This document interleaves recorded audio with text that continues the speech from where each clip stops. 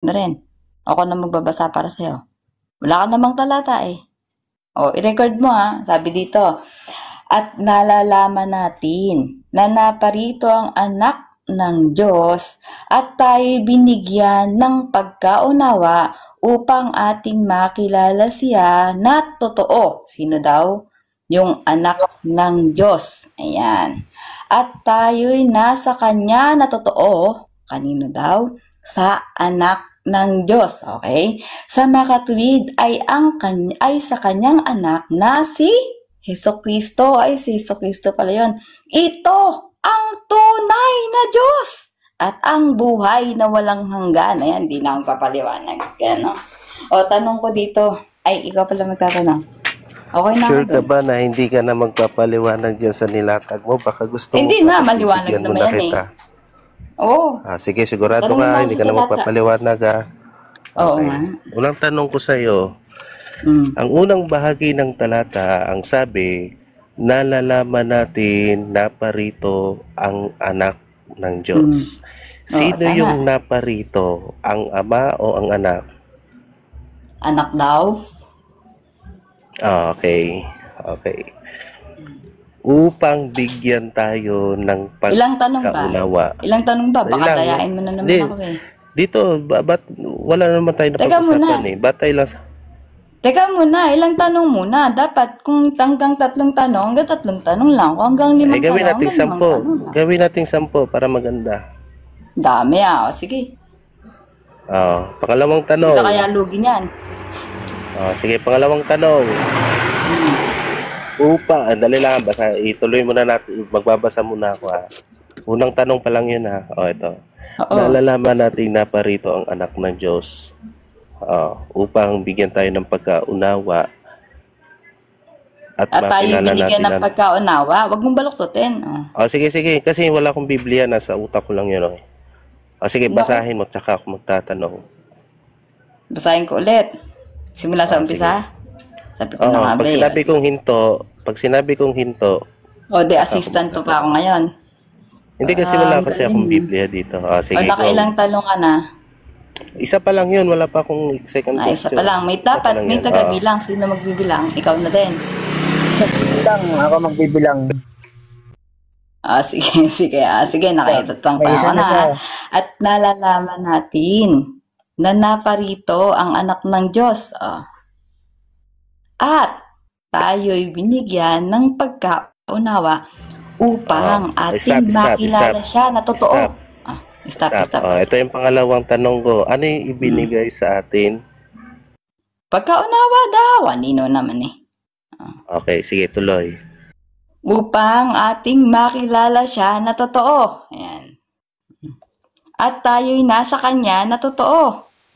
Sa makatuwid ay sa Kanyang anak na si Hesukristo. Ito ang tunay na Diyos. Stop muna. Sige. Ito yung pangatlong tanong ko. Sino yung Kanya na may anak? Ano daw? Ano? Sino yung Kanya na may anak? Ay, natural, yung ama. Yun, yung ama. Okay. Sige. So sa makatwid, ito yung pang-apat na question. So sa makatwid, sa unang Juan 5:20, ang tunay na Diyos sa unang Juan 5:20 may anak. Tama? Oo. Ay, nga pinapakilala dito yung anak eh. Okay. Diyan ba sa talatang unang Juan 5:20, si Kristo ba ay tunay na Diyos? Hindi man na yan ha. Andi na Okay. Sinabi, ito ang tunay na Diyos. Sino ba yung sinasabi dito? Pang-anim na question. Okay.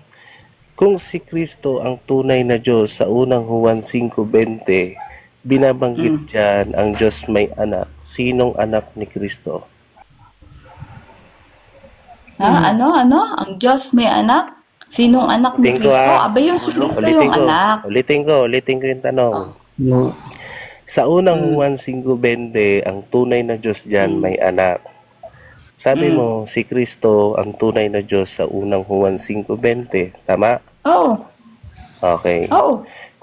Kung si Kristo ang tunay na Diyos sa unang Juan 5:20, sinong anak ni Kristo? Ay, sino ang anak ni Kristo? Si Kristo yung anak? Oh. May ngayon, tanungin mo, sino yung ama? Ito, wait lang. Tatanungin mo kung sino yung ama. Hindi yun yung tanong ko. Hindi yung tanong ko. May binabanggit sa Si unang Kristo nga yung anak talata. Kaya may binabanggit sa unang talata, sa unang bahagi, nalalaman natin na parito ang anak ng Diyos. Sa makatwid, ang naparito is yung anak. Ngayon, kung si Kristo ang tunay na Diyos sa unang Juan 5:20, sino yung anak niyang naparito? Strawman fallacy naman yan. Oo. Alam mo, yung anak, sino pa nga yung anak? Si Kristo nga yung anak. Ano ba? Mali na Ulitin ko. Ano na yan? Anak Pitong tanong na yan. Ulitin ko. Saan ka naman nakakita ng anak? Wait lang. Pang-pitong tanong na yan, dami sa pang-pitong tanong. Hindi, ulitin ko. Hindi to pang pito. Ulitin ko lang yung tanong para maintindihan. Sinagot ka nung ika-anim na Ay, tanong. pinasagot ko pa Hindi niya naiintindihan. Ulitin ko lang, hindi niya naintindihan. Anong hindi naintindihan? Naintindihan niya nga eh. Sinagot niya anak. Sige, ulitin ko Ulitin ko. Andali lang, Let. Sige, ulitin. Ang unang banggit sa unang bahagi ng talata, nalalaman natin na naparito na, unawain mo nalalaman natin sige. na naparito Unawain mo dun Ito, pakinggan mo muna kasi para hindi tayo paulit-ulit. Nalalaman natin na parito na ang anak ng Diyos. So sa talatang ito, yung Diyos may anak na si Kristo. Ngayon, sinasabi mo si Kristo ang binabanggit na tunay na Diyos dito sa talatang ito. Tama. Ngayon, ang tanong ko sa iyo, kung si Kristo ang tunay na Diyos na binabanggit sa talatang ito, sino yung anak niyang naparito? Kasi unawain mo ang unang sinabi ng talata, may naparitong anak ng Diyos. O ngayon, kung si Kristo ang tunay na Diyos dyan, sino yung anak niyang naparito? Strawman fallacy. Gusto mo ipaliwanag? Strawman fallacy kasi. Paano Gusto mo ipaliwanag ko Tignan mo, Strawman fallacy. Sino bang kausap ko, Johan? Sa talata yung Taga-tabi lang yun. Teka lang muna. Nasa talata yung Johan. paano magiging strawman. Teka muna, taga-Carlos. Ikaw na ba, Pag-aaral ka ng taga-Carlos? argumento. Palitan mo na ba si James? Ikaw na ba, taga-Carlos? Pag-aaral ka muna Sinasabi James niya ng yung damis. strawman. Kasi strawman nasa fallacy talata yung yung ginagawa tanong. nyo. Oo. Paano Damis, magiging mag-aaral strawman? ka Ang muna ng argument sa iyo Strawman ka. naparito ang anak ng Diyos. So yung Diyos may anak. Oo. Kung si Kristo ang Diyos doon na tunay na Diyos na binabanggit doon sa 5:20, sino yung anak ni Kristo? Kasi ang sabi, ito ang tunay na Diyos. Si Kristo yung kamo, yung ito ang tunay na Diyos, di ba? Ang sagot dyan, ako sige. sasagot. Ako Pero sasagot yung si Lilit Diyos, ha. pero Ako yung sasagot Diyos, si Lilit para merong maintindihan nila. anak na naparito, di ba? Ako sasagot. sino ngayon ang para anak ni Kristo? maintindihan. Ako sasagot dyan. Strawman Bakit? fallacy kasi. magbibigay Paano Ako na magiging taga-Carlos. strawman? Ako Nasa sasagot. talata. Ako sasagot. Basahin Nasa natin ha. talata yung tanong. Ang unang tinutukoy dito. Kasi ang pinapakilala sa pasimula, dyan, yung teka lang muna, sanugad. Ang tinutukoy dito na sanugad. Yung sanugad Gayaan dito ako. is yung Diyos Ama. Yung dito naman, the true God, yung si Kristo. Kaya nga strawman Teka fallacy lang. porket sinabi sa sanugad dun sa simula. Siya pa rin yun. Kaya nga iingot. trugad nga si Kristo. Okay, yun ako. Trugad nga si Kristo, di ba, Johan? Okay, taga-Carlos, yung tignan mo. yung Yun anak talaga na eh. Teka lang muna, taga-Carlos, tignan mo. Sige. Strawman fallacy kasi yung tinatanong mo. Bakit strawman fallacy? Kasi dyan sa talata na yan, maliwanag. Ang pinapakilalang tunay na anak ng Diyos, tunay na Diyos dyan, yung anak ng Diyos. O sino yung anak ng Diyos? Jesu Kristo. Wala naman yung ama dyan eh. Sige, saan mo ilalagay yung ama dyan sa subject eh? Ang subject dyan yung anak. O sige, natin mo dyan yung ama. Meron bang ama ang dyan? sinasabi mo na ngayon, Oo. Lilit, Hindi, tunay hindi na gano'n, anak taga-Carlos, na, kasi hindi na nga tunay na strawman Diyos. fallacy. O ngayon, kung sasabihin mo dito, hindi ka pala marunong magbasa ng grammar. Nag-strawman na naman. Papaliwanag ko sa iyo yung grammar, sis Ibig Lilit. sabihin, Strawman taga-Carlos, ibig sabihin, hindi tayo magkapantay. Baka si Dames, pwede. Dames, ikaw. Taga-Carlos ka na. Hindi ka pwede. Ang Eto, baba ng unawa mo eh. Hindi ka marunong ng sentence. Pakita ko sa iyo yung, yung Dames, sabi mo grammar. Ito yung pagkaka-grammar sa niya. sentence. Tignan mo siyempre may subject yan. Sino ba yung subject dyan?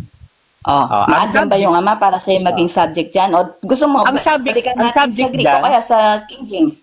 O gusto mo ba? Gusto mo hanapin natin sa Greek o kaya sa King James? Gusto mo ba? Ay, hindi ako marunong ng Greek. Para natin kung asan talaga yung tinutukoy dyan. Sino ba yung pinapatungkulan dyan ng tunay na anak ng Diyos? Kaya nga nasa cross ka eh. Nasa cross ka. Ang ginagamit talata eh. Ang ginagamit talata. Ano ba ang nandun sa talata, Lilit? Sis Lilit, ano yung nasa talata? Naparito ang anak ng Diyos. Hindi ba true God yun? Yung Diyos na may anak, hindi ba true God yun? Yung anak ng Diyos, yung true God na sinasabi doon. Ito, hindi nga tunay, hindi ba tunay na Diyos? Hindi ba tunay na Diyos yung sinasabi doon na Kaya anak ng Diyos. Naparito ang anak ng Diyos. Kaya nga na Stroman. Tunay na Diyos yun. Tunay na Diyos na. Ngayon, ang tunay na Diyos din si Yan na yung Kristo. Stroman. Yan na yung Stroman. Tunay na Diyos na yun si Kristo. Hindi talaga nila maintindihan yung salita sabi, ng Stroman.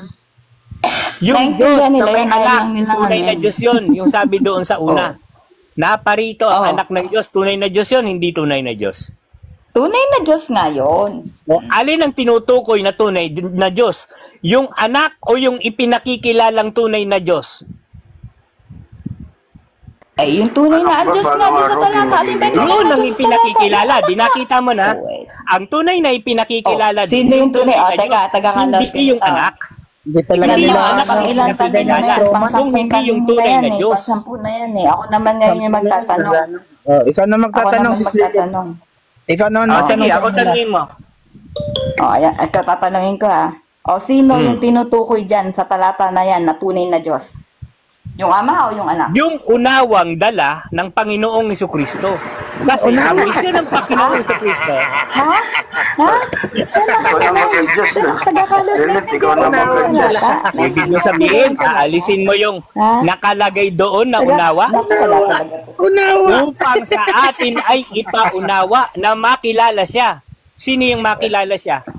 Ang makilala siya, ang ibig sabihin pala, taga-kalos, teka muna. The next question na ako. So, ang ibig sabihin pala, ang pangalan pala ng Diyos mo, unawa. Yan, ang pangalan ng Diyos mo. Kasi yung sinasabi yung pangalan, wala naman pangalan sa unawa. Dalawa na yan. Wala naman pangalan doon sa talata. Wala naman pangalan doon sa talata. Ano walang pangalan? Anong sabing pangalan dyan? Basahin ko, taga-kalos babasahin ko sa yung pangalan ng Diyos na sinasabi dyan, no? Sabi dito, pakinggan mo, taga-kalos, no? Baka magbingi-bingihan ka. Nako, pakinggan mo nga buti ito, Sige, tuloy. At nalalaman na, dahan-dahan lang, taga-kalos, dahan-dahan ko para sa'yo, ha? At nalalaman natin na naparito ang anak ng Diyos. At anak ng Diyos. Yung pagkaunawa, yung Diyos mo, si pagkaunawa. Yan. Upang mali. ating makilala siya na totoo. Yan ang Stroman, Lilit. Na totoo. Yan ang Stroman, Lilit, na ang Diyos ay pagkaunawa. Teka muna, babasahin nga natin. Yan ang Stroman, Lilit. Ikaw may sabi nun, ano ka ba? Babasahin natin. Ikaw nagsabi. Ano pa ng Stroman? Tignan mo. Ang nakalagay sa talata, Lilit. Ipapaliwanag ko sa iyo. Ang nakalagay sa talata, naparito ang anak ng Diyos upang sa atin ay ipaunawa na makilala siya na totoo. Ano yun? Upang sa atin ay ipaunawa. Ano ang dahilan ng pagparito ng anak? Upang sa atin ay ipaunawa na makilala siya. Sino yung makilala siya na totoo? Ito ang tunay na Diyos. Yung pagkakilala sa tunay na Diyos ang ipauunawa ng Panginoong Jesucristo. Kaya siya naparito. Yun ang dahilan ng pagparito ng Panginoong Jesucristo. Makilala mo ang tunay na Diyos. Pangalan ng tunay na Diyos dito. Taga-kalos, ano pangalan daw ng tunay na Diyos dito sa talata na to? Walang Unawa? pangalan Diba yung tunay na dyan. Diyos na pangalan dito? Pagkaunawa. Walang pangalan dyan. Sige. Babasahin ko sa'yo. Taga Carlos. Ay, di talaga marunong si Taga Carlos. May pangalan eh. Babasahin ko ulit Taga Carlos ha. Pakinggan mo mabuti ha. Nalalaman natin na naparito ang anak ng Diyos at tayo binigyan ng pagkaunawa. Ang Diyos ni Taga Carlos upang ating makilala siya na totoo at tayo'y nasa Kanya na totoo sa makatuwid ay Kanyang anak na si Jesucristo. Ito ang tunay na Diyos, si Jesucristo daw pangalan. May pangalan. Amen. Niloloko mo naman kami Taga Carlos. Nice. O gusto mo, i-Greek natin. I-Greek natin. Babasahin natin sa Greek. Gusto mo ba? Hindi. Para lang baka kasi gusto mo ba Taga Carlos? Wag mo na basahin